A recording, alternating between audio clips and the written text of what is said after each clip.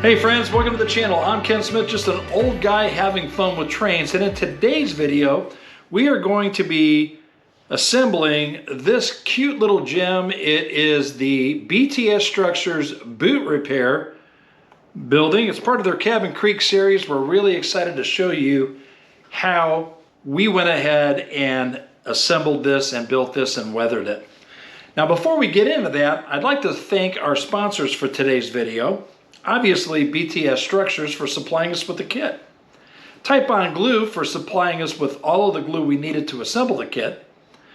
And Excel Tools for supplying us with all the tools necessary to assemble this kit. And if you haven't picked it up yet, grab my copy of A Life Spent Chasing Trains. It's available on Amazon. It's a pictorial book with over 260 photographs that I've captured all over the U.S. Now, let's get into today's build. All right, so the first thing we want to do is go ahead and just open up this kit, see what we got inside. Now, by the way, one of the things I really like is they give a little bit of history, actually, about this boot repair, and it was actually quite fascinating. I found that really pretty interesting. So kind of a nice little tidbit on our kit. And we'll go ahead and just get this opened.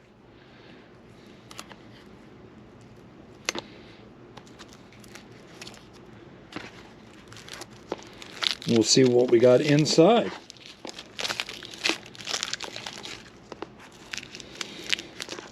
Now, from the looks of the cover, it looked like a pretty simple kit. You can see right there. Looks like a really simple kit to install or assemble.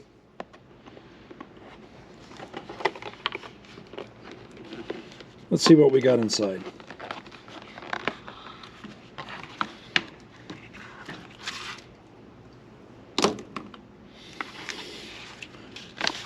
Obviously, you got our instructions.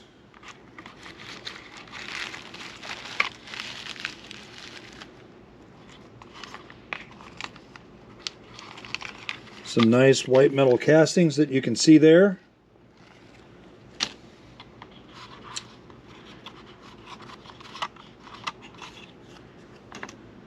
All of our laser cut sides, walls, all of that. This really does look like a pretty easy kit to assemble. If you've not done a Craftsman kit, a laser kit before, this might be a great starter kit for you.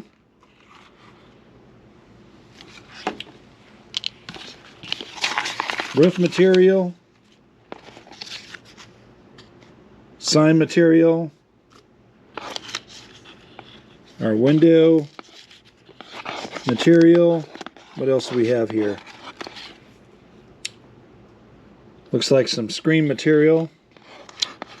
Oh, and a nice assortment of some signs. Open, closed, different error style. Nice. Well, that looks like that's our kit in a nutshell. This should be pretty quick and easy assemble. I'm kind of excited. So let's get at it. So I've gone ahead and glued the four sides. The instructions call for the bottom to actually be glued to the railroad top so that the body of the building just lifts off the floor.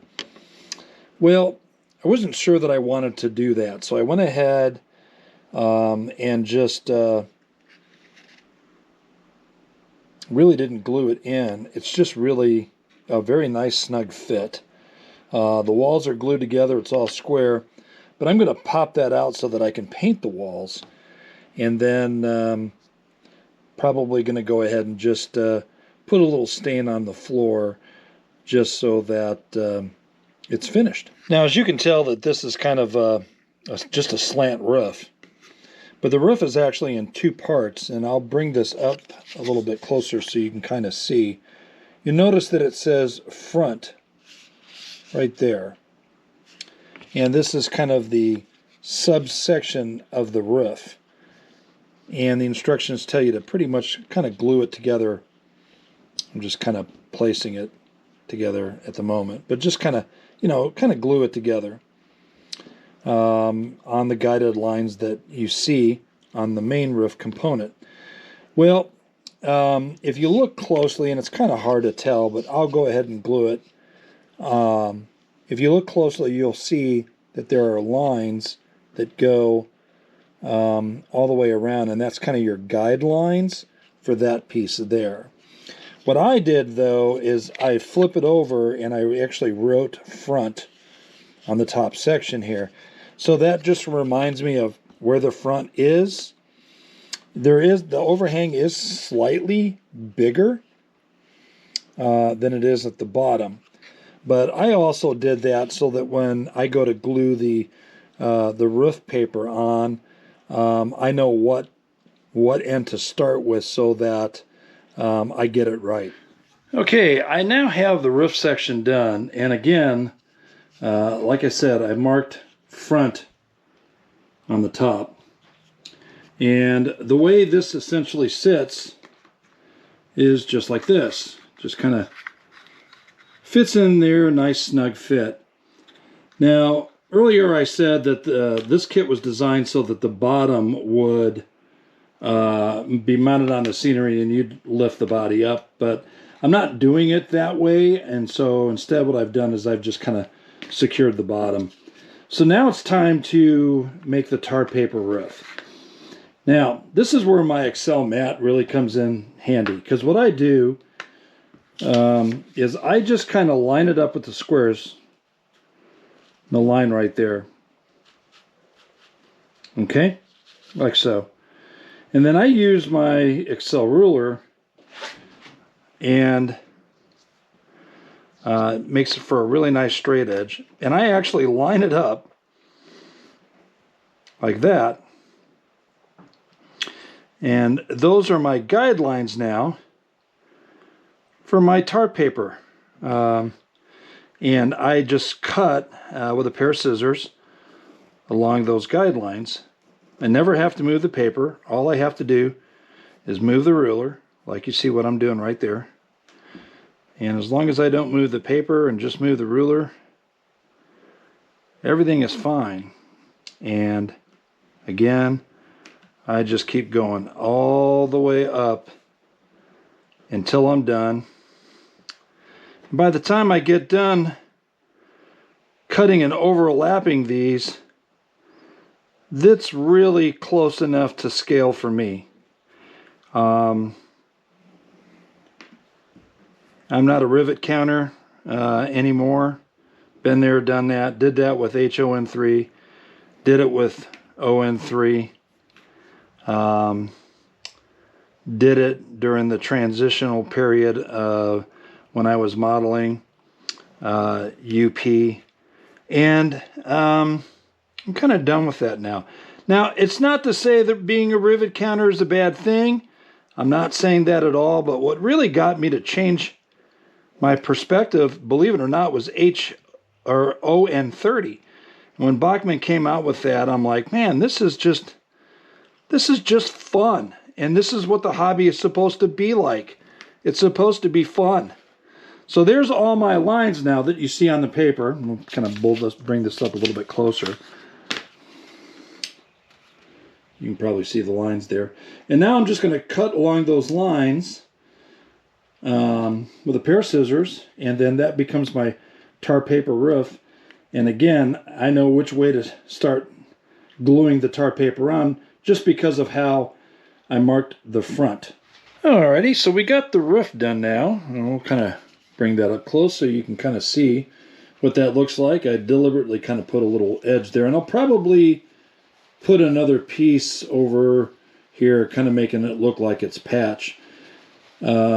I wanted to show you what I did for the back side, and for the underneath, I should say, and the edges. And so what I used was, these are actually called frame markers, or I used them actually as a frame marker when I was doing art shows. These were a great way of touching up wooden frames. And what I liked about using it in this particular case is you can kind of see that it gives a nice edge, and it's not glossy like some of your other markers are. They usually come in different tips as well, and so you can see, probably hold it up like that, you can see just kind of the different tips and the angles that you can use. And that's what I went ahead and used for the sides and the underneath. Of course, you probably are not going to be looking at the underneath, but if you were looking at it from that angle, it has a nice finish. It's not glossy at all, and almost kind of has a weathered look, and I didn't really do anything to it other than just kind of held the marker sideways and just drew right across it. And that's what you want to do, because otherwise what ends up happening is you'll get a lot of marker streaks off the edges here, which you don't want. We've got our trim already painted now, so it's time to start installing that.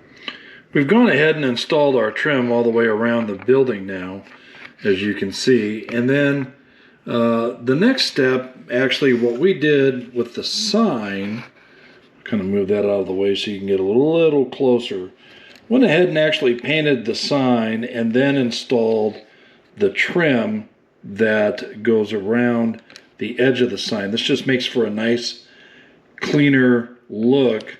On the back side of the sign, there's a little piece of wood that's part of the kit that just kind of helps. I'm just kind of setting this up here, but that just kind of helps to position the sign so that, trying to do this, holding the camera, and there we go. So it just kind of helps to position the sign so that it's nice and even all the way across, and gives it a little bit of support as well. Next up, we're going to start installing the doors, assembling the doors, and assembling the one window that actually goes right here in the front. And there's really not much to it. This is peel and stick, and so you simply just peel it off, stick it onto the door, and you're pretty good to go. With the window, you peel and stick that directly to the clear window glazing, and then you glue the window in place from the back side. I love this bent smokestack. It's just fabulous when I look at this. And I'll just try to turn the building around a little bit so you can kind of see it. It just has this really cool beat up, bent out of shape type of thing. And for weathering, one of the things that I'd like to show you folks is there's no weathering chalks on this. Now what I did here, this is just India ink and alcohol washes that I did. And then I also used, I'll move my roof over there. I used my X-Acto, no I didn't. I'd like to show you some of the weathering that I did and the techniques that I did on this. Now, if you notice, there's no chalk, or maybe you don't notice, but I didn't do any chalk weathering. So this is strictly using my Excel hobby knife, and all I did was just kind of scrape some of the paint off and got back down to the wood. And then I used an India ink and denatured alcohol wash and just did some light washes pretty much all the way around the building. And so when we look at it there, I did the same thing. You can see where I really kind of chopped it up here in the front. I like that and how that came out. And then I did the same thing here on the side. So those aren't shadows. These are just the washes that I've done. And then, of course, I did the same thing on the back side as well. Now, if you take a look on the inside, I left the door open. And the reason why is because this is a screen door. Now, I actually thought about possibly cutting a few holes and making it look like the screen was all worn out. I haven't really decided if I'm going to continue to do that or not. I may just leave it the way it is. And that's okay. If you also notice, I wore out part of the lettering here on the decal, and that was kind of a little bit tricky. I used kind of a stiff brush and gently kept rubbing it until I pulled off just parts of the decal. That's the first time I've actually ever done anything like that. And I like how it came out. I was very pleased with that. Now, the one reason why I was willing to try it was because the kit comes with two different signs that you can use. You can use the boot repair, which is also on the cover of the box, or it says shoe shop or something along those lines. And I was willing to give it a whirl. But this was my first choice with this sign, and so I'm excited about how it came out. I was really pretty pleased with that. This is the open sign. It's kind of hard to see. Maybe if I pull it back a little bit. There's the open sign. I kind of glued that on the inside. Again, using the Tyco Thick and Quick. It does a really good job, and it dries clear. So it's real similar to canopy glue if you do aviation models. And I was really pleased with how that all works out. In fact, I used that glue all the way around. The instructions say to use Tyco wood glue, but honestly, I prefer the Thick and Quick. And like I said, it dries clear when it's done. And so my windows really kind of have that kind of dirty look, and which is what I wanted anyway. And so really pleased with how the front end came out. Now, another thing I want to show you, and we'll see if we can kind of get this on screen. This is part of the instructions. Okay, so it came with newspapers. Now let's try to back it up a little bit. There you go. And maybe the camera will focus on this a little better now. It came with newspapers, and it said to fold them and place them all around the layout. And so I was kind of curious about the newspaper boy. Now, we're modeling in the late 1800s, and I've seen plenty of pictures of newspaper boys during the Depression era, but not many ahead of time, or before then, I should say. And so I did a little bit of research, and actually newspaper boys were in the mid-1800s, believe it or not. So I'm probably going to do a little scene with newspaper boy in the future. I'm going to use those newspapers and maybe have a newspaper guy, a little newspaper boy selling newspapers while other people are kind of around reading the newspaper or whatnot. I haven't decided how I want to do that, but those are little scenes that I always love creating.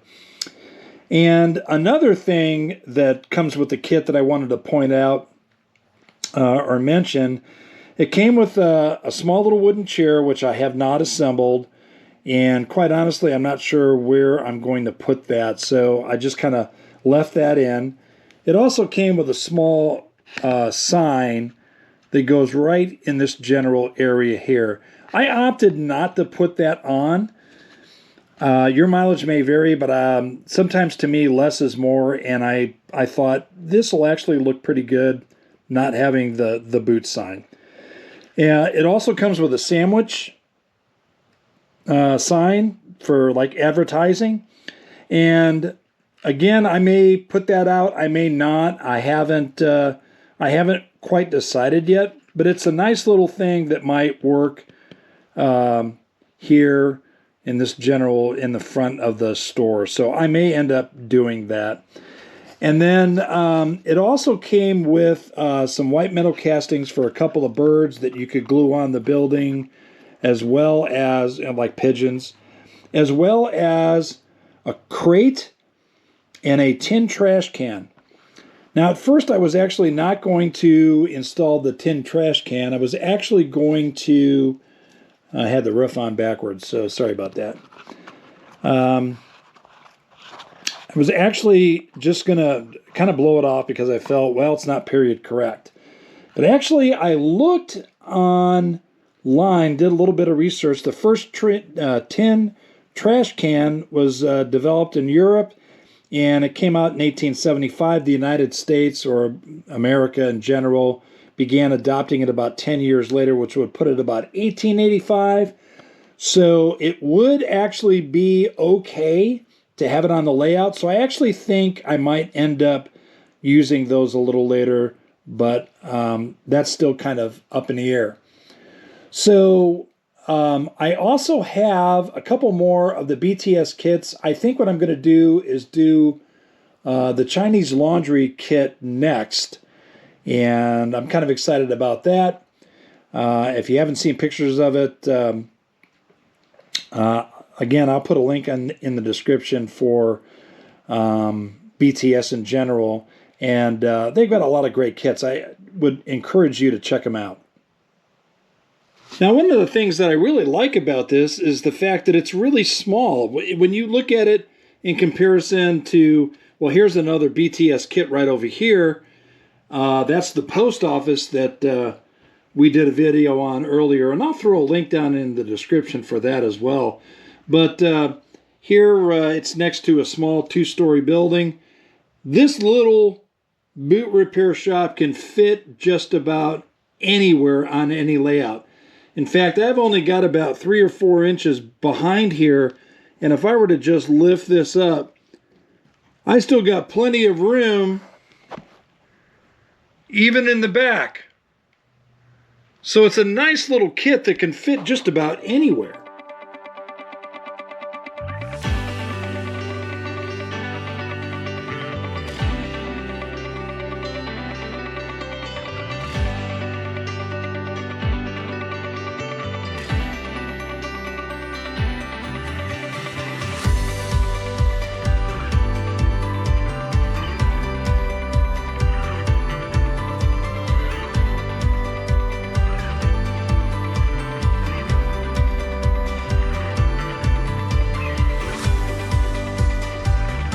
I hope you enjoyed today's video. Have a wonderful day, and you all be blessed.